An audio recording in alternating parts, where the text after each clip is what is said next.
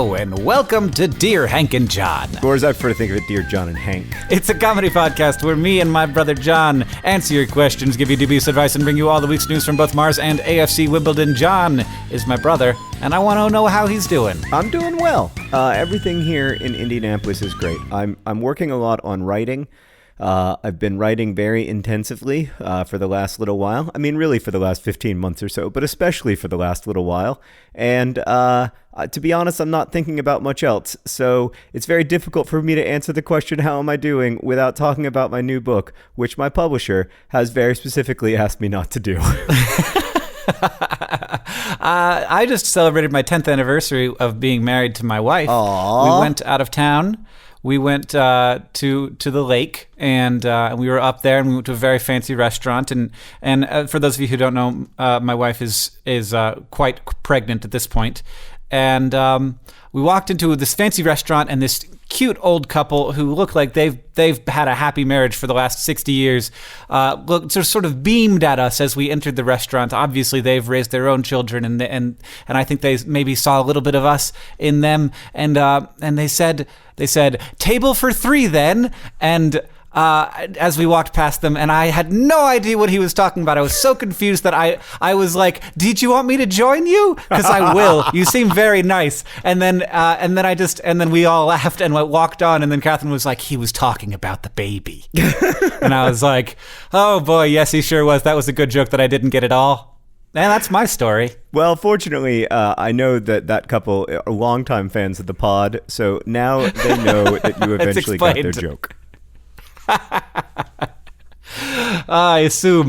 One can only assume that they are longtime fans of the pod, as, of course, are almost all humans. John, do you have a short poem for us? I do. It's a short poem that will lead to an extremely long correction.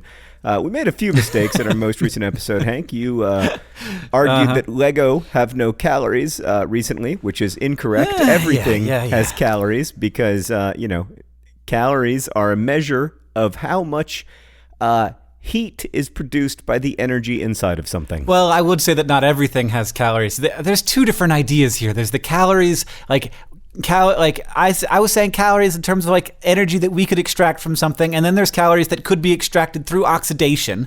But there are things that can't be oxidized. They like full-on ash. You can't burn it. So there are things that have no calories. Legos aren't, if you're talking about the scientific definition of calories, one of those things. All right. So the other correction we got a number of times was that in a recent episode, you said that canned pumpkin does not contain pumpkin. Many people wrote in to say that they have cans of pumpkin that list just the one ingredient, which is pumpkin, which sounds like you made a mistake. But in fact, if anyone made a mistake, it's the USDA. Oh, the USDA. Why are they so in charge of our food? Well, I looked at Snopes. There's an article on Snopes about this. And indeed, most canned pumpkin contains a kind of pumpkin. But the question is, what is pumpkin? But mostly canned pumpkin has a Dickinson pumpkin in it, which are not the kind of pumpkins that you would buy and carve into a jack-o'-lantern, but they are pumpkins, things that we would call pumpkins. But also a lot of times canned pumpkin has squash in it.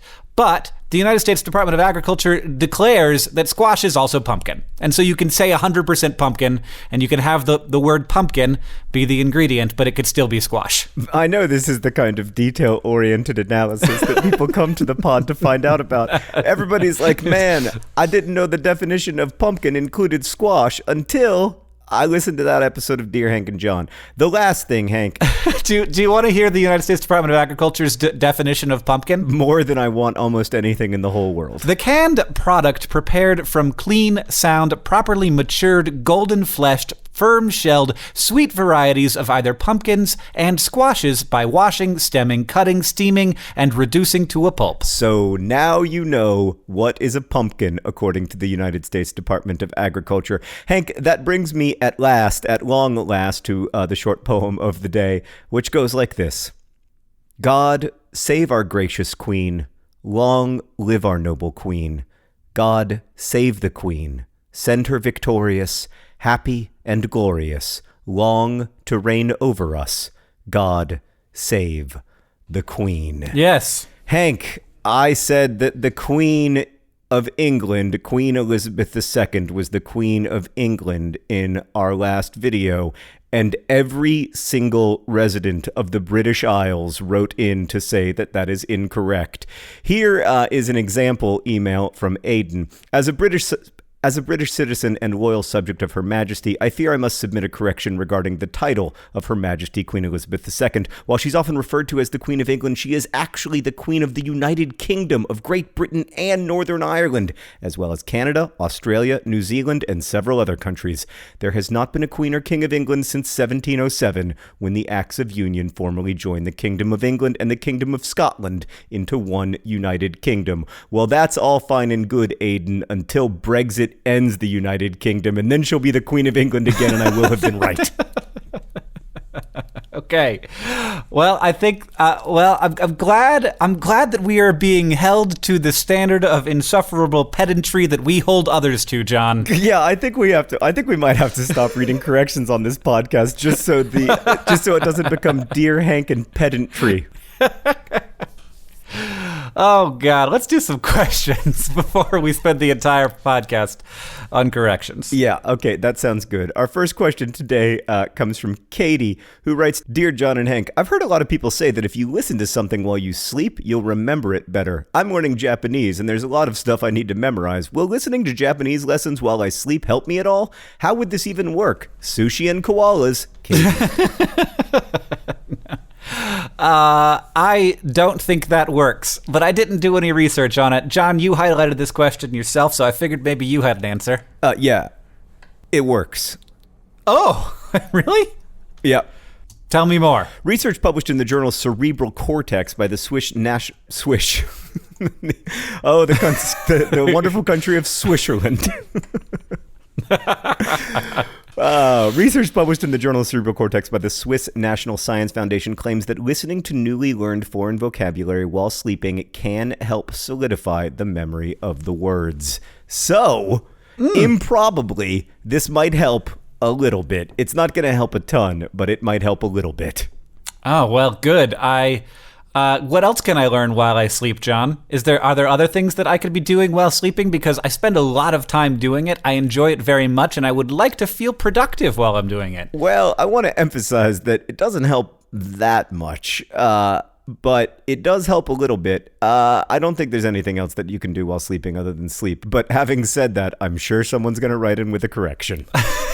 Do you think I could figure out how to eat while I'm sleeping? Because those are like the two main things that I sort of have to do. Also, if I could poo and pee while sleeping, because those are like if I could get rid of all the like major bodily functions during the sleep period, I feel like that would be a lot more efficient. I'll tell you who's able to poo and pee while sleeping: babies.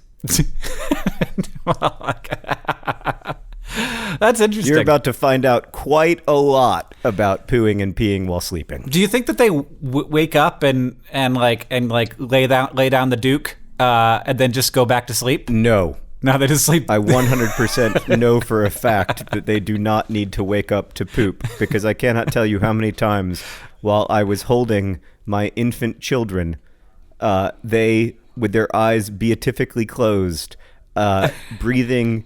I don't know if you can hear the jackhammer, by the way, but that jackhammer has been going on inside of what feels like inside of my office room for the last 1,700 years. So if you can hear the jackhammer, I apologize, but I promise you it is far, far worse inside my brain. But yeah, I can't tell you how many times I've been looking down at my beatifically smiling and sleeping child at the exact moment that they just ripped a huge poop.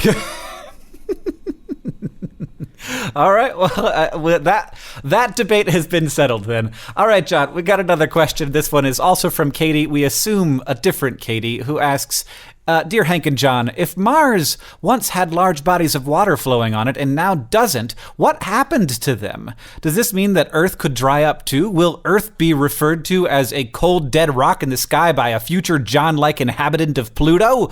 Also, if Earth formed by lots of rock coming together, how did water even come to be here in the first place? Why don't we see water floating around in space? Why aren't there water meteors? Please help. These questions are consuming my mind. Do you know what a water meteor is, John? It's a meteor, right? They have lots of ice on them, don't they? Well, for mostly we would call if it was like an all water meteor. That's just a comet. Oh, right. It depends on where they come from, but comets are basically, if you get hit by a meteorite that is made of ice, that was probably a comet. There are also meteorites that have a bunch of water in them. There are lots of places in our solar system that are made of water. There are moons of Jupiter and Saturn that are made almost entirely, if not entirely, of water. And there's water all over the place in the solar system, but it is in the form of ice, and that's because it's too cold other places for the water to be liquid, which is why it is possible that there is liquid water in places in the solar system, but they would not be on the surface of the planets, because the thing that we have that keeps Earth warm is our atmosphere, and it keeps it what a wonderful temperature, so that liquid water can happen, and so can life. So, but to the question, will Earth someday be a cold, dead rock, and will a future me be like Earth is just a stupid, cold, dead rock, it doesn't matter? No. Earth will, for a while, be a hot, dead rock, though. I can't wait for that one. Yeah, that's a long time from now, but I don't think that we'll ever be a cold, dead rock. We're too close to the sun, but the sun will get hotter and expand, and for a while before we are consumed by the sun as it expands into a red giant, we will be a hot, dead, waterless rock. But that probably won't be super relevant to humans on account of how we will no longer be alive. Yeah. We will either have completely ceased to exist, or we will have found some way to have found another place to be, because we'll be like, boy, this place is not great anymore. Let's move along. I wish there was a way to make a bet on which of those outcomes is going to happen, because I'm pretty sure that I would win that one. I mean, it would have to be real long odds for me to go that humans are going to survive past the point of the sun becoming a red giant. What do you think the over-under is, Hank, on when the human experiment will end?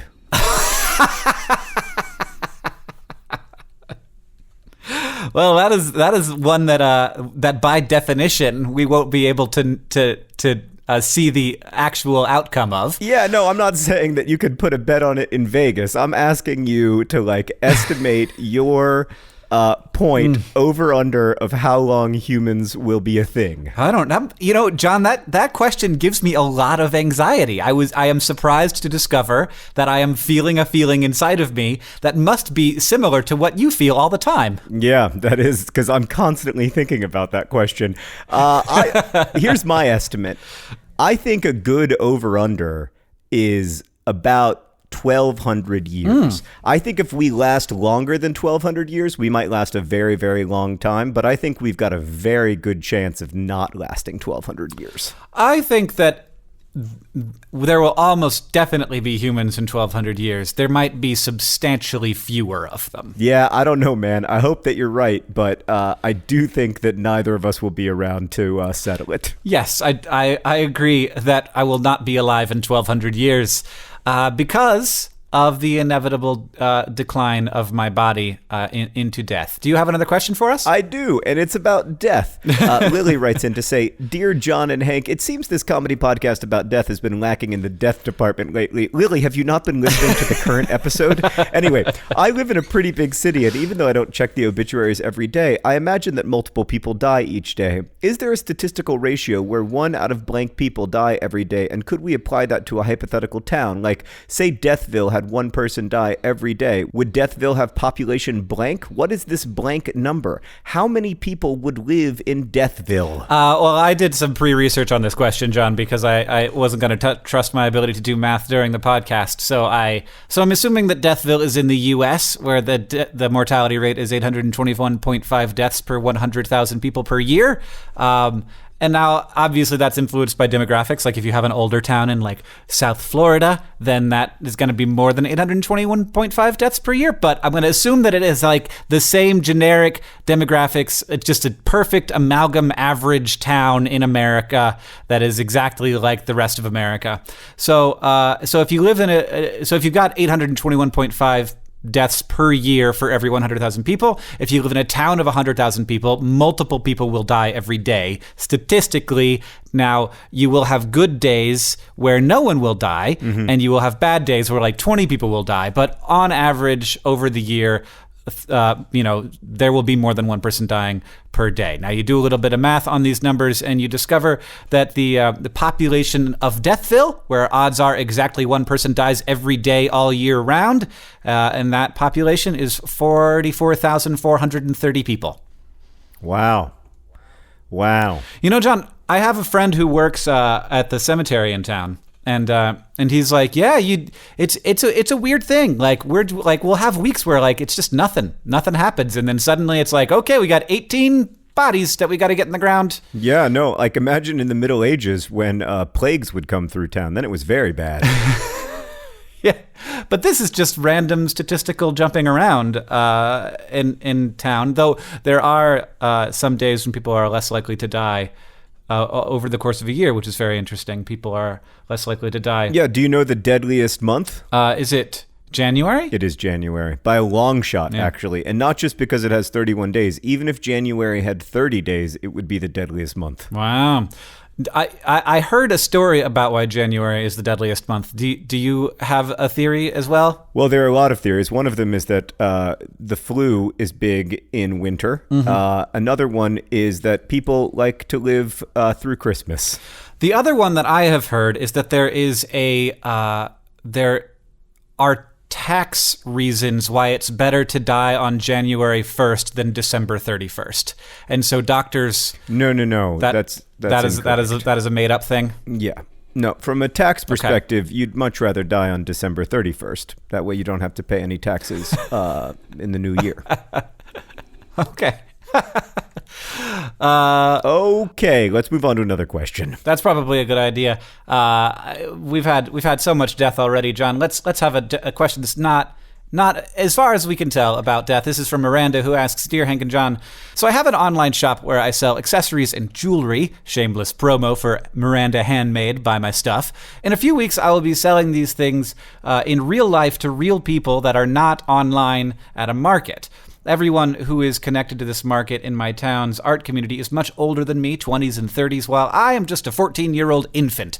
How do I stop myself from feeling immature and lesser than other vendors? How do I talk with confidence about my creations when I have so little experience? Basically, how do I get through this without wanting to crawl into a deep hole of anxiety and weakness while screaming? So I think it's totally appropriate to feel anxiety and to want to crawl into a deep hole of it. But I think also when you do this and get through it, you will become more confident and you will be happy that you did it, even if it doesn't go perfectly. That's a big part of life, is, doing things that are difficult. Now, obviously, you have to kind of measure for yourself what you can do and what you can't do. But I think you can do this. By the way, Hank, I went to Miranda's shop just to look up some of her stuff, and I really like it.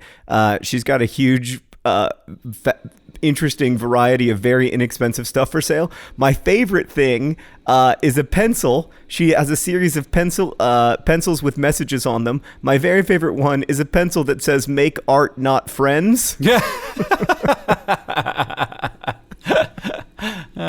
And Miranda, I just want to say, if you will make me 100 Make Art Not Friends pencils, I will sell them at dftba.com and give you 100% of the royalties. I'm going to sell them for much more than you're currently selling them for, because I think you're undervaluing your Make Art Not Friends pencils. So don't buy them from Miranda. Buy them from me in the future at dftba.com, and all the proceeds will go to Miranda. But no, she's got a really interesting aesthetic. Like, she misspells "I love you" in the "love" and "I love you" in one of her needle points. She's got this great pin that just says "no" on it. I don't know. She seems like really interesting, eccentric young artist. So I think that you'll do well, and you don't need to be afraid. You're talented and interesting, and you're bringing something that none of those grown-ups can bring to this market. Yeah, I think also, like, I have found that doing a scary thing is the only way for it to not be scary, and that doesn't happen immediately, and it's not going to happen your first time or your fifth time, but eventually it will. And doing that now is very valuable because you'll sort of have a leg up on all of those folks who are starting when they're a little older and a little more secure in themselves. And and feeling comfortable in situations is not something that happens automatically. It's something that happens with practice. Make art, not friends. I love that so much. I mean, I know that I know for the record that Miranda did not invent the phrase "make art, not friends." I just think the like handwritten on a pencil "make art, not friends" is very, very cool.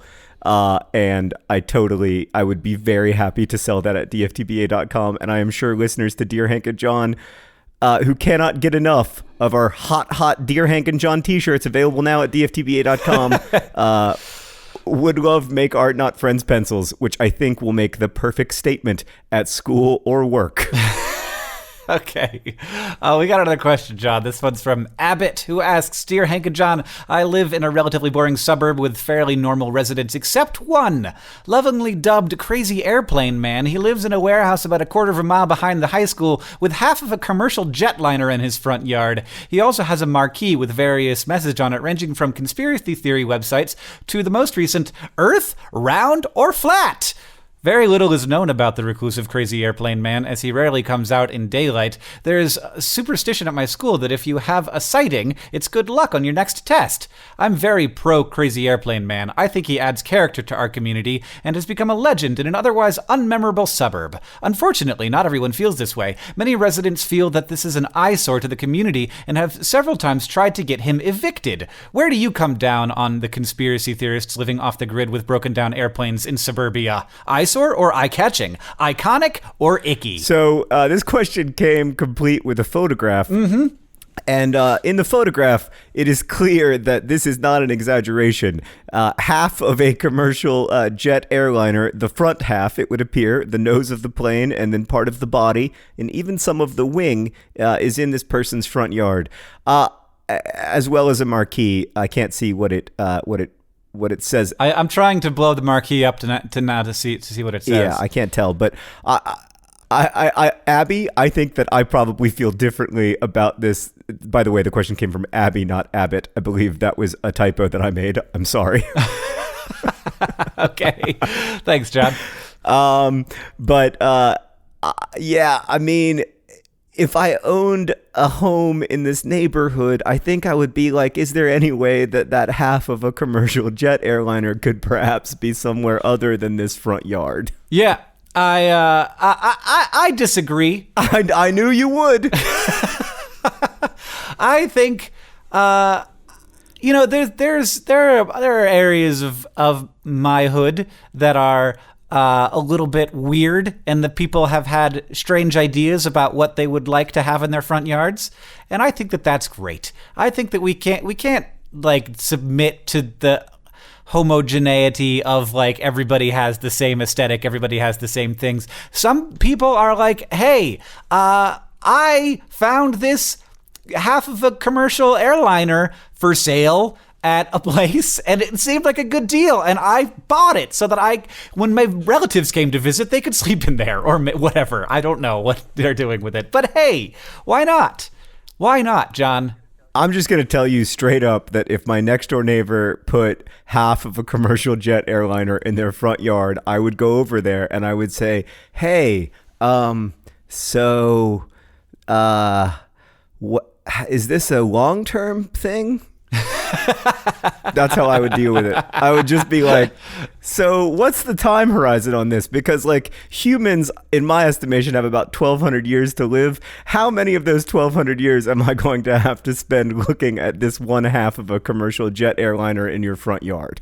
Well, I've worked really hard to blow up this marquee, John, and as far as I can tell, it says 5 neat to boop 5th. So I don't think I succeeded. So I'm also looking at the exact same image, and it is an extremely blown up image of a marquee. We will post it on the Patreon, patreon.com/dearhankandjohn. I think it says heat in also but. Okay. It definitely, that last word is definitely but the B is a Cyrillic B. It's not, maybe that's the number 6, actually, now that I look closely. Probably not a Cyrillic B, probably the number 6. But I guess it could be a G. Gift. Is that, the last word is gift. Maybe? Oh. Sweat in boob gift. That's my final guess. All right. Well, the great thing about this gag is that it's completely visual, and so only you and I can enjoy it, or people who like currently have access to the web and are going to patreon.com/Dear Hank and John to be like, yes. Sweet on boob. Everybody, gift. I think that's what it is. Boob. It's definitely boob. John, if you could have any one weird thing in your front yard, what would it be? I want to emphasize this. My goal is to be a neighbor. The only thing, I like to have a vegetable garden in my front yard, which some people see as weird or countercultural. But I think what's really weird is having turf grass in your front yard when you are never out there. And so it's just a plant that you have to take care of that provides you with no value. Well, what if you lived in a warehouse, in the middle of a field, a half a mile behind the local high school? Like, what if you were all by yourself? Yeah, then I would have what I would have is an old Class A RV. As you know, Hank, I've always wanted a Class A RV. I have always thought that that's when I will have really made it. So if I didn't have to live with the judgment of my neighbors, I would have a big honkin' RV right out front. I also should mention if I didn't have to live with my spouse. There is, if I brought home a recreational vehicle and I was like, this is our second car now. I was gonna get a minivan, but then I thought, what could fit all of us really comfortably? And so I bought this motorhome. In that situation, I think that's one of the very few things that I could do that would result in an immediate dissolution of our marriage. I also think that my idea would not be good for the sanctity of my home and family. I was thinking maybe like sort of the world's largest dachshund. Oh, you mean like a sculpture? Like I could be a roadside attraction. Yeah. Oh. It was just a whole giant like 30-foot tall dachshund. Sure, yeah. That is horrible. That would be bad. That reminds me that on the way to Alice's gymnastics class, there is this weird sculpture garden that has all of these like huge dinosaurs made out of scrapped car parts, and the dinosaurs are like 20 feet tall. And there's a really prominent sign in the middle of this sculpture garden, and the sign says, "This is a hobby, not for sale." And I've just always thought that is the best. I got so tired of people coming by being like, I want to buy your gigantic dinosaur sculpture, that they posted on the yard, "Stop. This is my hobby." Don't try to ruin this for me. If it becomes a job, it's no longer fun. Hey, I understand where you're coming from. All right, Hank, we have another question. I thought this one was really fascinating and complex and difficult, so I'm going to make you answer it. It comes from Jade, who writes, "Dear John and Hank, I'm a biracial, black and white woman from Missouri, currently living with a host family in Nicaragua. I just saw my host sister wearing a Confederate flag shirt, and I don't know what to do. When I see the flag in the States, even states that were never part of the Confederacy, I know that the wearers or wavers of the flag know the historical and racial tension of our country. Here, I'm positive my host sister knows none of that. She likely got it as a hand-me-down or because it was cheap. Should I try to start a conversation about race in America, or should I accept that in this context, maybe it's just a piece of fabric? Best wishes, Jade." Yeah, symbols and the weight that they carry and how they can be stripped of that. And right. And that in this case, I'm sure in Nicaragua it has been stripped of that. Like or it just that context doesn't exist. And right, it's been stripped of that context, but at the same time, it might be a way to start an interesting and important conversation with your host sister about race in the United States and the symbols associated with race, and to also ask, what is that like here? What is that like in your family and in your culture, what are those symbols that are, hurtful to you? And I think, or are there symbols that are hurtful to you or to other members of your community? And I think that might be a really interesting conversation. But I do think, obviously you're right, Jade, that the context is completely different than it would be in the U.S. I think that it's a good idea to know what your goals for the conversation are before you go into it, so that you're not necessarily putting them on the spot or making them feel bad for having worn the shirt or like and with the knowledge that like the context has been stripped off of it in this place and for your host sister.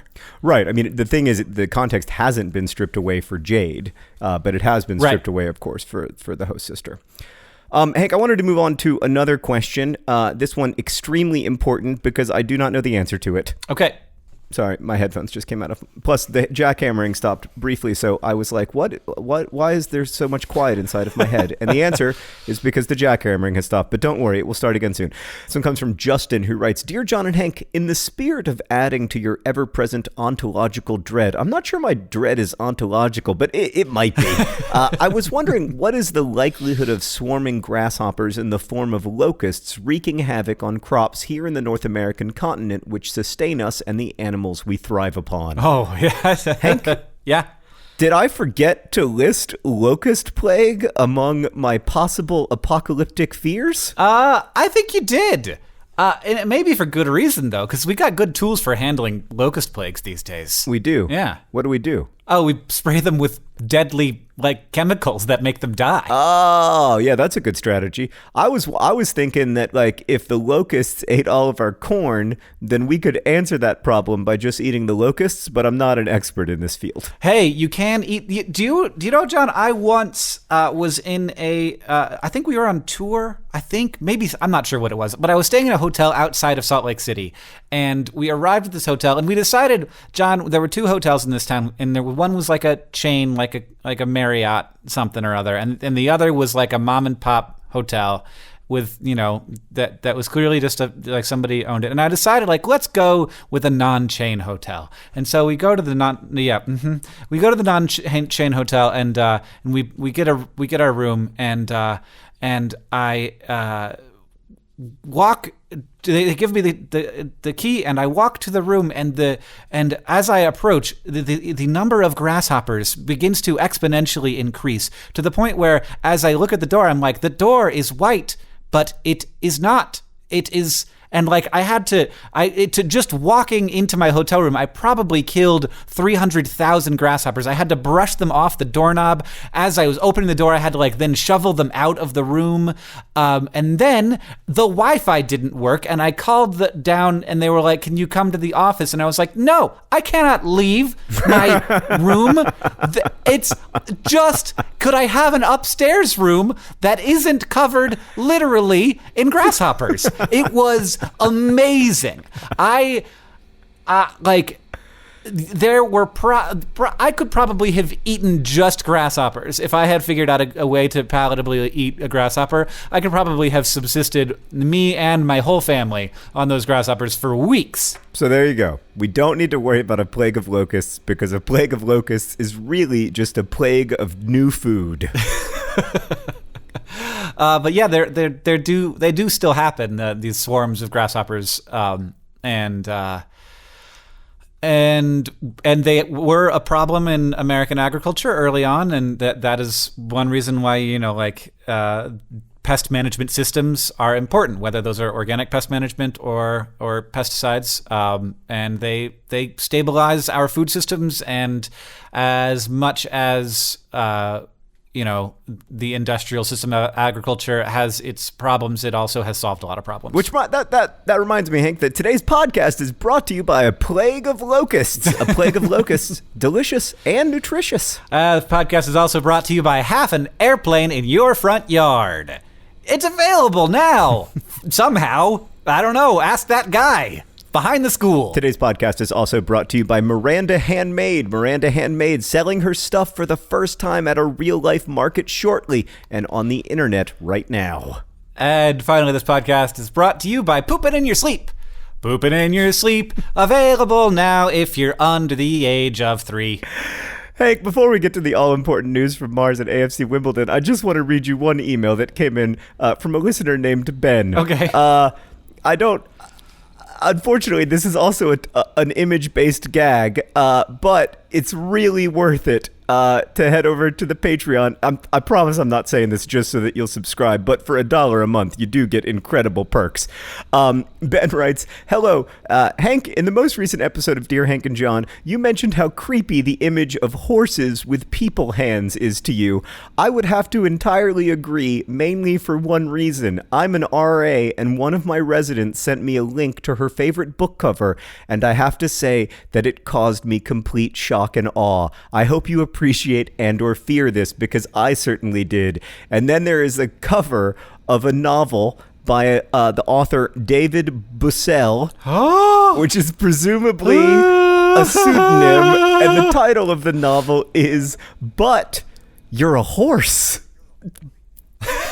Let me see if I can phrase that title differently to make it clear what the subject matter of the book is.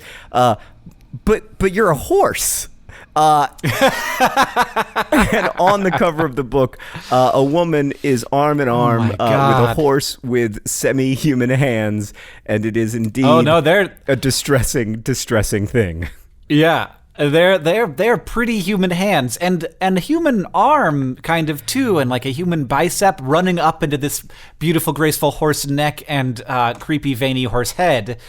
Not a thing that should exist. Yeah, it's like a reverse centaur. Like, I feel like centaurs are okay because they got the human head. That's the key, really. You've got to have the human head, and the human hands. One of my favorite images on the internet that I ever saw was a centaur that instead of having a human torso on a horse body, it had a horse torso on a horse body. So the weird thing about a centaur is that it has 2 arms and then 4 legs, which is not a thing that happens in nature. So this image was a horse with 4 legs, and then it had 2 more legs sticking up off the top of it, and it was like, I'm a monstrosity that should never have been imagined. John, do you have news from AFC Wimbledon? I do, but I actually paid quite a bit of attention to the news from Mars this week because it was relevant to my interest. My interest being keeping human beings on Earth until at least 2028. The news from AFC Wimbledon is mixed. Tie against Shrewsbury has really kind of 2 points lost rather than 1.1. You get 1 point for a tie and 3 for a win. Shrewsbury is not a strong League One team, and we were playing them at home. That's the kind of game we will likely wish we had won at the end of the season, and we were winning it in the second half and then lost. Currently, like literally currently, Hank, as we are recording, AFC Wimbledon is playing Coventry City, and it is going not great. Down 1-0. I'm looking at how far along in the game we are. 10 minutes in. So maybe there is time for a comeback. I believe there is that old song that they sing around the ground, 1-0 down to 2-1 up. That's the way that we're going to secure enough points to be in League One again next season. And we shall hope for the best, but prepare for the worst. The news from Mars seems very interesting and promising if you want to be on Mars before 2028. Well, yeah, so Elon Musk did his little keynote thing where he was just very excited and basically captured all of our attention and imaginations with a plan to get to Mars relatively quickly, John. Maybe quickly enough that we're going to keep this podcast named Dear Hank and John past 2028, which, I have no doubt that we'll be still making it then. So it was a big. It's very difficult to talk about all of the things he talked about. A lot of it is things that we have discussed previously. Reusing rockets, using that to keep the cost down, manufacturing fuel and propellant in space, manufacturing propellant on the surface of Mars are necessary steps to get the cost down. But even if the cost does come down, they're talking about getting it down to like $140,000 per ton to get to Mars, which is super cheap, but still very expensive also. So the question remains, like, who would be paying for that? In Elon Musk's eventual imagination, so not beyond just sort of our first goes here, he's saying maybe a person could get to Mars for the cost of roughly a home here on Earth. And at that point, you actually have a viable system for having a sustainable presence. Maybe it's not sustainable. I mean, that's obviously Elon Musk's eventual goal, but a continual presence on the surface of Mars. Now, I want to say, as a big fan of Mars and as a big fan of exploring the solar system, a sustainable colony, like, it's you talk about like the extinction, like there's this thing that we talk about, how we should be a multiplanetary species. So if something goes very wrong here on Earth, we will still have this backup plan on Mars.